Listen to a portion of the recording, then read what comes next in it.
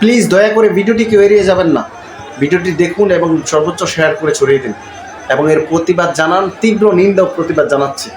ইসলামী আন্দোলন Bangladesh বাকেরগঞ্জের union chairman, জাতীয় পুরস্কার প্রাপ্ত চেয়ারম্যানের উপর এইভাবে অতর্কিত বিএনপির হামলা, কেন তার জবাব চাই।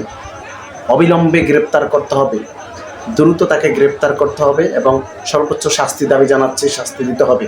প্রশাসনের দৃষ্টি আকর্ষণ করতেছি, আসুন এই কবির সাহেবের প্রতিবাদ জানাই, তার গায়ে কেন এরকম হামলা করা হলো।